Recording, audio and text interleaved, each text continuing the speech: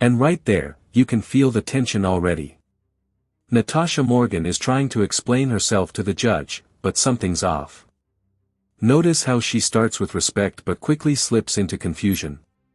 This is a big clue that mental health is about to become a major factor in today's hearing. Can I have parties announced for the record for the state? For the defense? Rule standing in for Mr.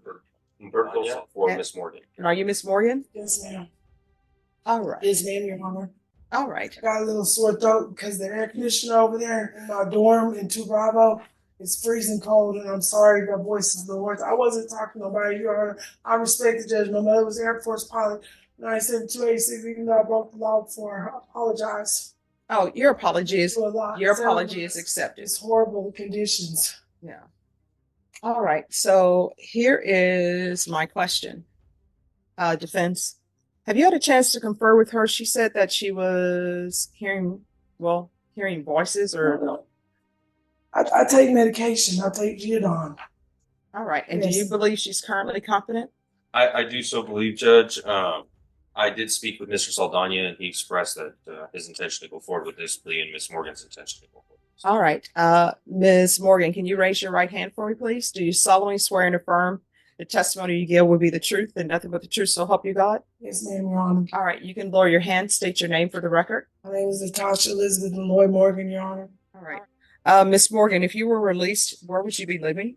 I was gonna go to the while you was gone on vacation. I seen Judge Hahn, I believe her name is, on May the 17th, Your Honor, and she had asked me the same question that you asked. All right. That would probably be Judge Her. I'm sorry, I didn't. I knew it was No problem. age. All right. So with regards to your mental health issues, do you have a doctor that you see when you're not in custody? No, I'm gonna roll in the Medicaid Superior and Amcon Insurance. They have Central Meds up there, but they have Center for Health down the street. That they have a psychiatrist there that will be available to give me my psychiatric medication. Release if you decide that it's in your favor. In your judgment to release me on the 10 years of probation, plea of bargain. So, quick legal breakdown here. When the judge says 10 years probated, that means Natasha won't serve time if she follows all probation terms. But here's the catch: one mistake, one missed session, and those 10 years could instantly turn into a prison sentence. Yes, ma'am. All right. And state you may be excused. Thank you, Your Honor. All right. The court is going to sentence you to 10 years in the prison, suspended and probated for 10 years. There's a $500 fine that will be probated. She's going to be on the MIC caseload, Yes, Your Honor. and that's based upon the evaluation that the court has seen. I'm going to ask for a trauma assessment, and I'm asking for that based upon what's in the PSI report. There's to be restitution, if any, to Jerry, Jeri Brown. I'm going to do a referral to Esperanza Court based upon what I've reviewed in the PSI report. If she's not accepted into Esperanza Court, then we will, that'll be the first one. If she's not accepted there, then we'll try felony drug court. The reason why I'm suggesting these, now, here's the thing. You have issues going on with you. I'm reading the PSI report. I've read the PSI report. I've seen your diagnosis. Going to Haven Hope is not the best place for you. You need a place where one, and these programs that I'm recommending to you, they're all outpatient programs. But you are going to be in custody for the weekend. Felony drug court and Esperanza Court, they will send someone over to interview you Monday or Tuesday. And if you're accepted in those programs, you'll probably be released on Wednesday, and you'll be released to be in their program. What I can tell you is Esperanza Court and Felony Drug Court, they'll be able to help you with housing. They'll be able to help you with any mental health issues, and that's what you need. You understand? All right. And they will do it by next week. It will be done. It's not going to be done Well, there's still a strong possibility they may be able to see you this week, but because of the holiday, it may not be 100% this week, but definitely by the following week. And counsel, if it's not done by Tuesday of next week, just come back in and we'll have it brought over and I'll do something else. Yes, Your Honor. But you need to be open and honest with them. You understand? All right. There's to be regular reporting by Zoom or in person. There's to be regular random UAs. Studio microphone, pause for a second. How often do we see people like Natasha caught between mental illness and the justice system? She's clearly trying to cooperate, but the system's language, probation, conditions, evaluations, can sound like a maze. What do you think? Should mental health cases be handled outside of criminal courts entirely? There's to be proof of employment or SSI within 45 days of release. There's to be no employment as a home health care provider or with minors. Field visits, one time per month until proof of stable medication compliance, and a referral to Center for Healthcare Services. There's to be 200 hours of community service restitution. I'm going to order anger management. Once that's completed, the community service hours will be deemed satisfied. Probation, is there anything else she needs? No, Your Honor. All right. Is there anything else you need from the court to be successful? I want to ask you, am I allowed to speak? Sure, yes. I don't understand. I've been in psychiatric care since the age of 9 years old, state of Oklahoma, Mhm. and in Texas. And I just don't see how psychiatric, I mean, like everybody wants me to take medication, it seems like, for issues. You know, I did 20 years in prison, 12 years administration segregation. I hadn't been in trouble in 4 years. And 2 of them imprisonments was on false allegations. And then on this one, I mean, Well, here's the thing. Let me explain something to you. So with regards to medication, if the doctor says you don't need medication, if the doctor says, she just needs therapy, then that's what we'll do. But what I'm reading in the TAP evaluation, it states that you're on medication at the jail. yes, So yes, ma'am. I do take the medication jail issues, but I do know within my rights as the state. I've been to Sashio, Chandler, Blue Ridge. I've been to mental hospitals. Like I said, state of Oklahoma, my mother was military. I was myself in Tulsa, Oklahoma. That's court order. I mean, like medication. I don't use drugs or alcohol or anything. well, like this is that. what I can tell you.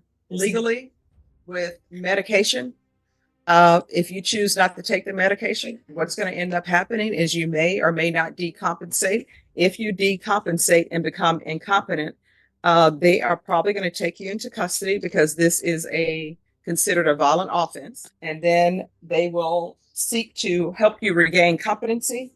And if they determine that medication will make you become competent and you choose not to take it, it will go before a judge. And then when it goes before that judge, they'll have a hearing on whether or not medication is to be forced. So And here's the thing, you'll have an attorney to represent you at that hearing. I'm just giving you these rules and I give people conditions. You have a choice. You can follow them or not follow them.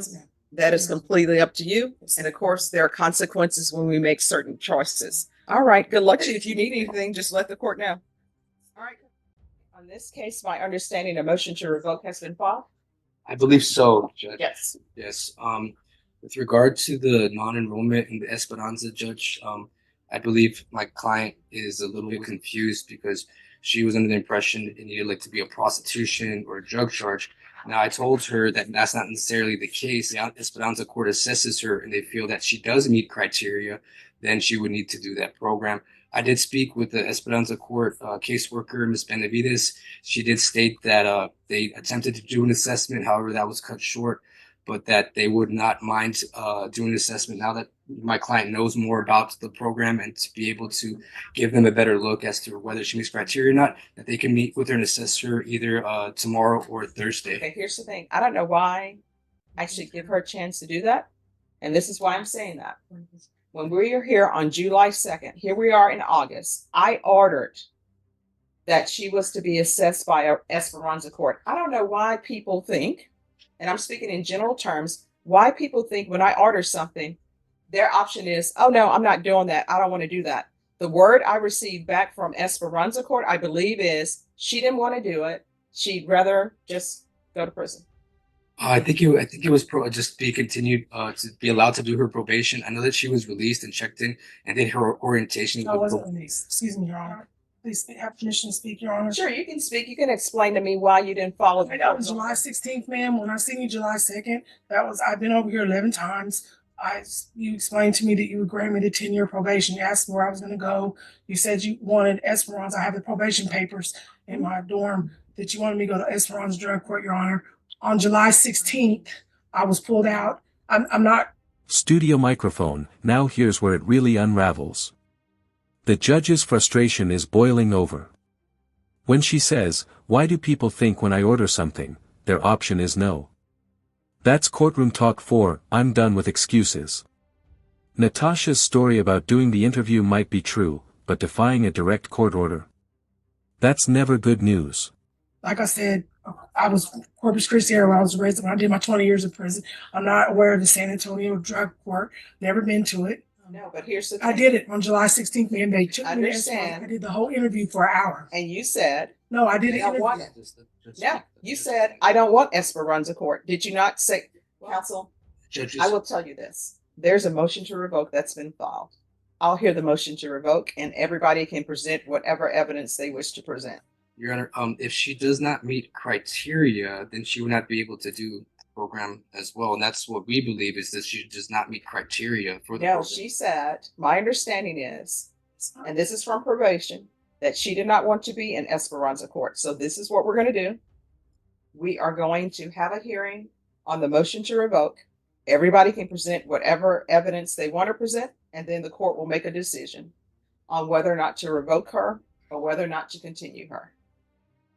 And Mr. Munoz, I'll give you time because I know you've been appointed to the case. So I will give you time. We can set it for a contested hearing. And if it's not contested, then it's not contested. Correct, Judge. And if you want to bring people from Esperanza Court to come over on her behalf, I'm willing to hear. All right. Ms. Ferguson, on this case, can you recall it in 3 weeks, please, for a contested? All right, September 12th, counsel? Yes, Your Honor, that will work. I imagine that the CLO has a copy of the motion to revoke for me. Yes. Thank you, Your Honor. All right, thank you. So we'll be back on September 12th for a contested. All right, thank you, Your Honor. You're welcome. Hello, good morning. Good morning. Ms. Abrams?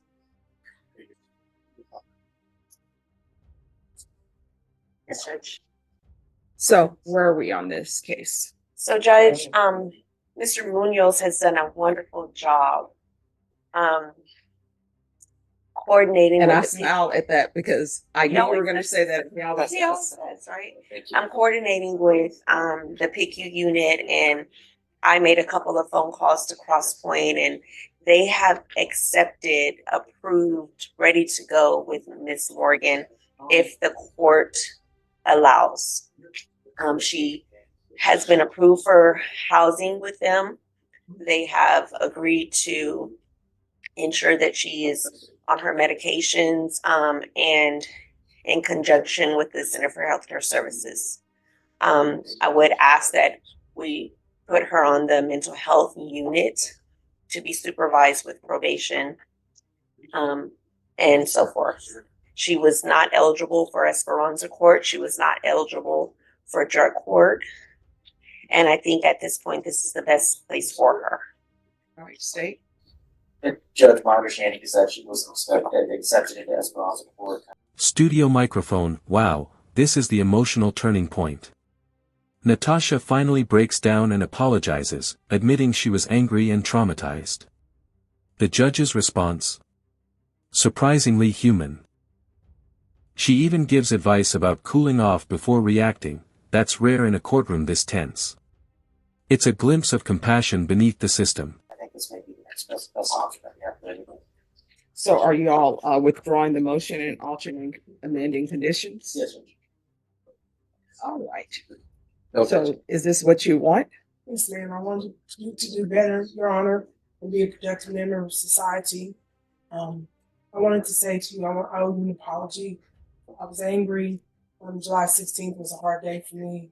I have been through a lot of trauma in my life, but I know I don't want to die in prison or go back to prison. I want to do the best I can to be successful in life. I still have children. I have a 13-year-old, 24-year-old, 27-year-old grandchildren. I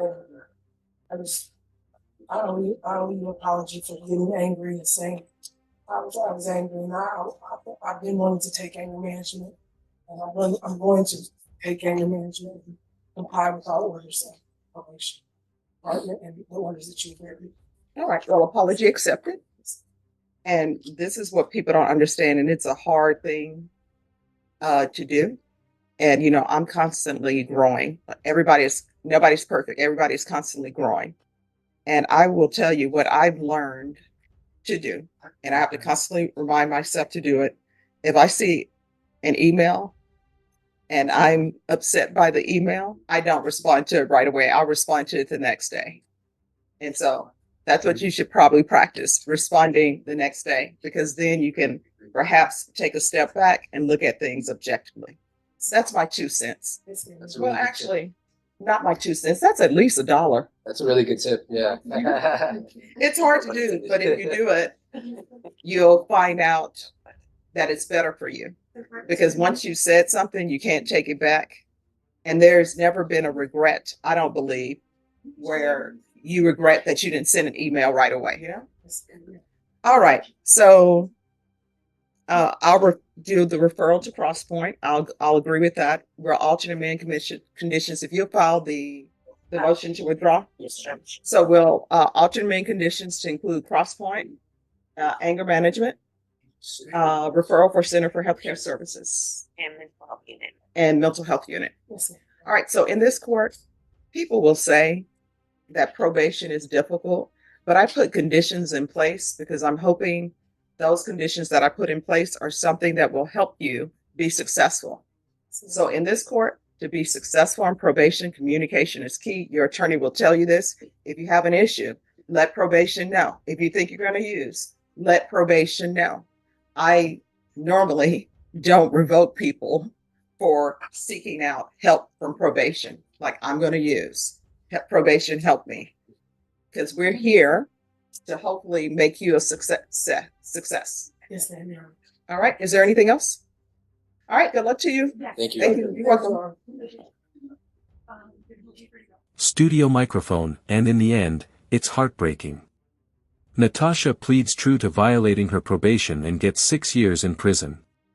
Her final words, "I just gave up," say everything. Sometimes, it's not defiance that lands people back behind bars. It's exhaustion. Let me know in the comments, do you think this sentence was fair, or should the court have offered her more support?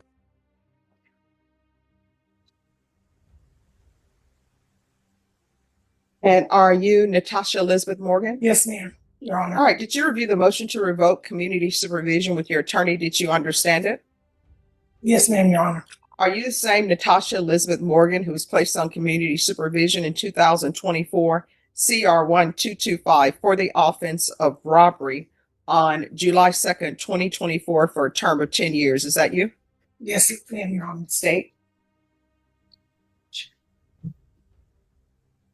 Valuation of condition number 4 in Air County taxes, the defendant Natasha Elizabeth Morgan did then and there fail to report to the supervision officer as directed for the months of July, August, and September of 2025 in violation of condition number 4. How do you plead to that? True or not true? True, Your Honor. And will you even abandon the remainder? No objection, Your Honor. All right. Did you understand by pleading true to violation of condition number 4? The court could find it true, grant the motion, and sentence you up to 10 years in the prison and up to a $500 fine? Yes, Your Honor. Knowing that, do you still wish to plead true to violation of condition number 4? Yes, Your Honor. Court will find violation of condition number 4 true. Is there a proposed agreement? There is, Your Honor, it's for court to grant the state's motion to revoke the defendant and reform from judgment to reflect a 6-year term in prison. That's correct, Your Honor. All right, are you asking the court to follow that agreement? Yes, ma'am, Your Honor. Are you waiving your right to appeal? Yes, ma'am, Your Honor. Then the court will follow your agreement, sentence you to 6 years in the prison, give you credit for any time served. There's to be no residing in households with minors